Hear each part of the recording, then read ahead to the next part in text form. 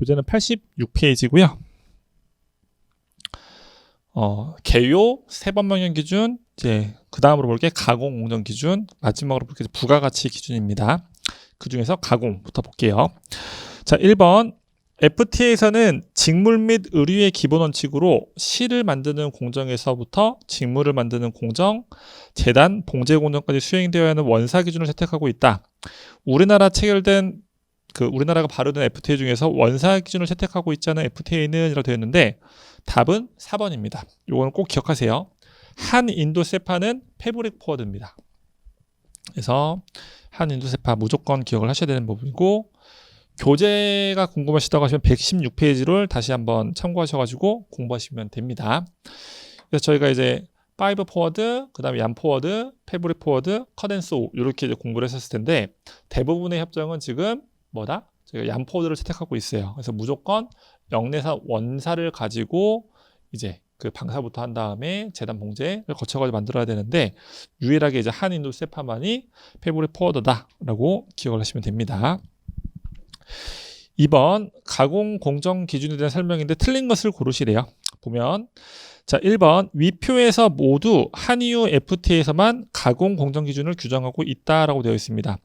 황산 테레빈유하고 제제목을 봤더니 한EU FTA가 각각 있는데 딱 봐도 뭐예요? 제제목 같은 경우에는 대패질 연마 또는 엔드 조인트한 것 가공 공정이네요. 그리고 황산 테레빈유 같은 경우에도 봤더니 지금 뭐예요? 정제 및 정화한 것 이렇게 들어가 있네요. 그래서 가공 공정 기준을 규정하고 있습니다. 한EU FTA는.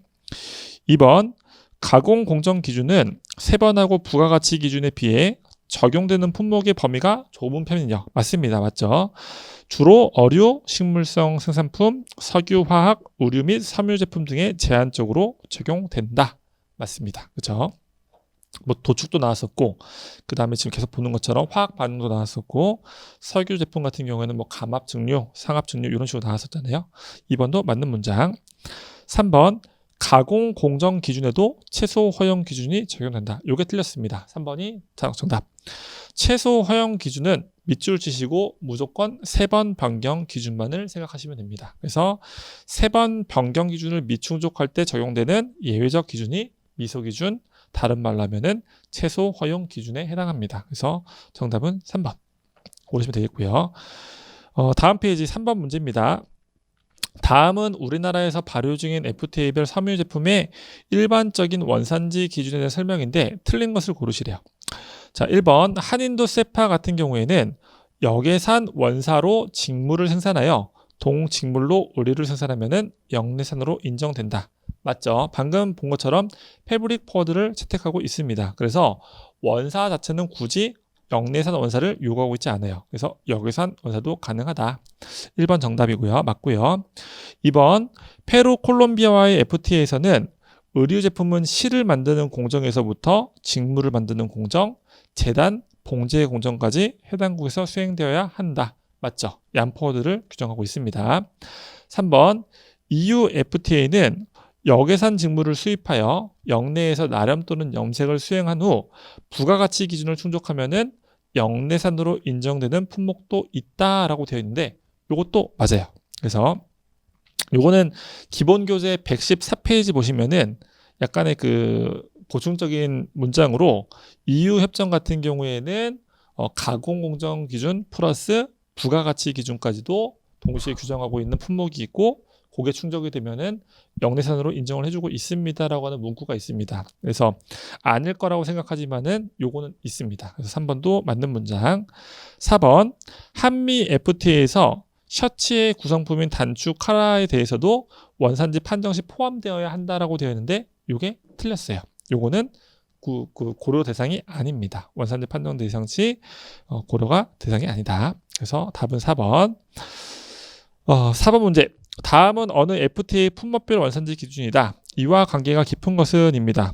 딱 봤더니 당사국의 영역에서 삼류잖아요. 그러면은 뭐예요? 결국은 뭐 식물성 생산품 이쪽이겠죠. 그죠?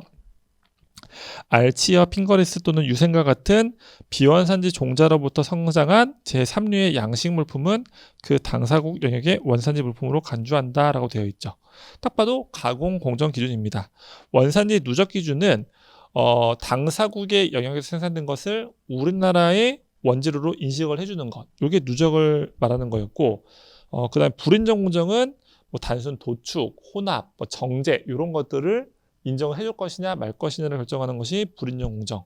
부가가치 기준을 배우셨겠지만은 기본적으로는 제품의 판가 대비 비연산지 재료비 아니면 연산지 재료비가 어느 퍼센트 이상이냐 이하냐라 놓고 판단하는 기준값. 그렇기 때문에 지금의 딱 요 원산지 기준만 놓고 봤을 때는 요거는 가공 공정이다. 골라내실 줄 아셔야 된다라는 부분이죠. 그래서 답은 2번. 네, 다음 페이지 넘어가셔서 5번입니다. 한미 FTA에서 채택하고 있는 가공 공정을 인정하는 규칙으로 제시하고 있는 것 중 설명이 다른 것은 틀린 것을 고르시래요. 1번 분자 내 결합이 깨지고 새로운 분자 내 결합 생성이 이루어지는 공정을 거쳤으나 세 번이 동일한 물품은 원산지 상품으로 인정된다라고 되어 있죠. 맞죠? 우리가 얘기했던 거 뭐냐면은 PSR은 충족하지 못하더라도 어떤 주 규정에서 규정하고 있는 가공 공정 기준을 채택하면 충족하면은 우리는 원산지 제품으로 인정을 받을 수가 있다라고 했습니다. 2번 불순물 제거의 결과로서 건강과 안전을 위한 무독성용의 물품이 생산되었다면은 이는 원산지 상품으로 인정된다라고 되어 있습니다. 이것도 가공 공정 기준으로 되겠죠. 3번 계획적이고 조절된 입자 크기의 변형의 결과로서 원료와 다른 본질적인 물리적 화학적 특성을 가지고 결과물의 목적에 맞는 입자 크기를 가진 제품이 제조됐으면 원산지 상품으로 인정된다. 맞겠죠? 충분한 화학 반응이 일어나는 것으로 보여지겠죠. 4번 용제에 용해된 것 또는 용제를 제거하는 공정. 요거는 밑줄 치시고 대표적인 불인정 공정입니다. 가공 공정에 해당하지가 않습니다. 그래서 이거는 원산지 상품으로 인정된다? 안 됩니다. 화학 반응으로도 간주가 되지 않아요. 그래서 정답은 4번.